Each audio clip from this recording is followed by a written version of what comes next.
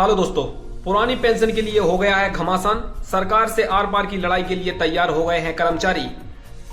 जो अभी पुरानी पेंशन को लेकर दिल्ली में बैठक हुई थी, जो मंजीत सिंह पटेल जी ने सरकार को 9 नवंबर से आंदोलन करने की बात कही थी, वहीं शिव गोपाल मिश्रा जी ने भी सरकार को 1 महीने का वक्त दिया था।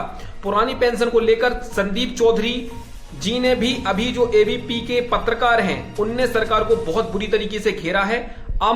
हम आपको बताने वाले हैं क्या क्या हुआ है, पूरा मामला क्या है, क्या सरकार पुरानी पेंशन को बंद करने वाली है, और जो 5 राज्य हैं जिनमें पुरानी पेंशन लागू है, उनमें भी पुरानी पेंशन बंद होने का खतरा मंडरा रहा है।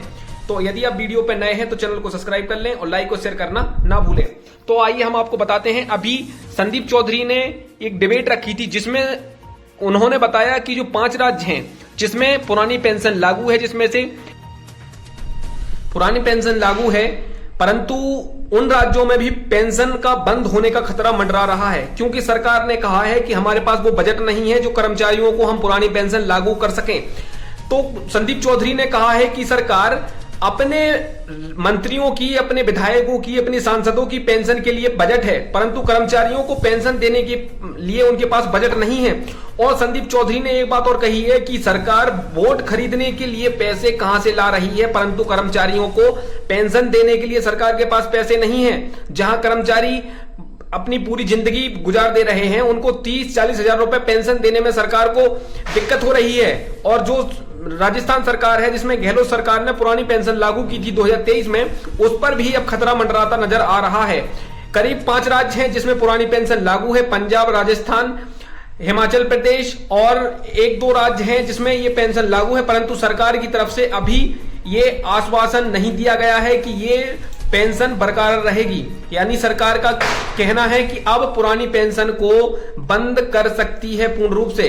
जो डिबेट हुई है उसमें बहुत बड़ा खुलासा हुआ है कि सरकार एनपीएस और यूपीएस और ओपीएस हटाकर कर्मचारियों को एनपीएस और यूपीएस के खेल में फंसाकर रखना चाहती है। वहीं संदीप चौधरी ने कहा है कि सरकार नेता लोगों को 2-2, 3-3 पेंशन कैसे दे रही है, जब कर्मचारियों को देने के लिए सरकार के पास एक पेंशन के पैसे नहीं है। वहीं अभी मंजीत सिंह पटेल जी ने सरकार से जो मीटिंग हुई है उसमें उन्होंने कहा है कि सरकार जो यूपीएस लाई है, कर्मचारी उससे बिल्कुल भी खुश नहीं है। कर्मचारियों को पुरानी पेंशन के अलावा कोई दूसरी चीज चाहिए भी नहीं है। जहां 2004 में वाजपेयी सरकार जनवरी 2004 में ये एनपीएस लेकर आई थी, जिसमें बेसिक सैलरी का 10% काटा जा रहा है। जो पुरानी पेंशन थी उसमें इस प्रकार का कोई भी कट नहीं होता था, और इसमें सरकार अपनी तरफ से 14% ऐड करती है एनपीएस में। पेंशन की रकम बाजार के भाव पर निर्धारित की जाती है। यदि बाजार का भाव, मार्केट बढ़ा तो आपकी जो जमा है उसमें आपका पैसा वो बढ़ेगा, अन्यथा आपका बुढ़ापा भी डामाडोल हो सकता है, क्योंकि आपका पैसा बुढ़ापे के सहारे के लिए जमा होता है। तो सरकार सबसे बड़ा तो यही कर्मचारियों के साथ धोखा कर रही है कि उनको 10% काटकर उनकी सैलरी को और नुकसान पहुंचा रही है। वहीं उनकी सैलरी में वृद्धि ना करके उनकी ये 10% कटौती उनको बहुत बड़ा कष्ट दे रही है। तो अभी सरकार से दो हाथ करने के लिए कर्मचारी तैयार हो गए हैं। वहीं विजय बंधु जी हैं, उनकी तरफ से कहा गया है कि सरकार अब आने वाले समय में पुरानी पेंशन को बिल्कुल बंद कर सकती है। पुरानी पेंशन को सरकार बंद कर सकती है, और हो सकता है कि जो एनपीएस है, यूपीएस है, उसमें भी ज्यादा बदलाव देखने को ना मिले।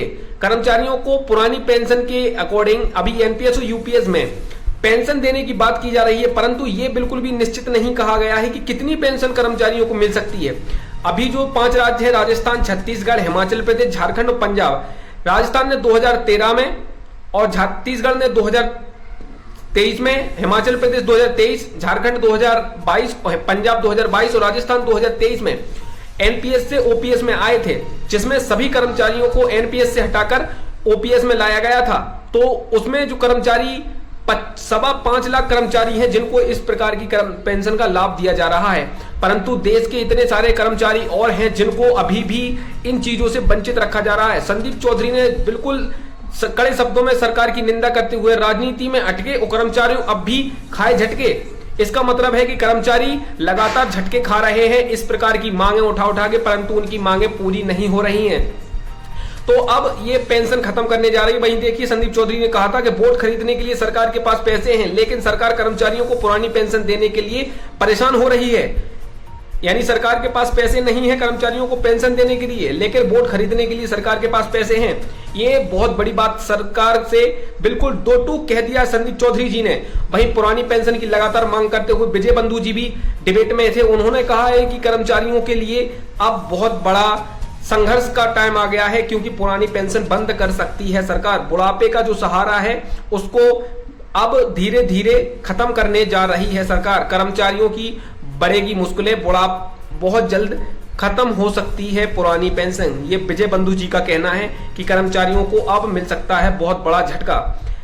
तो कर्मचारियों को अब चाहिए कि आंदोलन हो बड़ा, क्योंकि पुरानी पेंशन लागू किए बिना आपके बुढ़ापे का सहारा नहीं कर सकता है।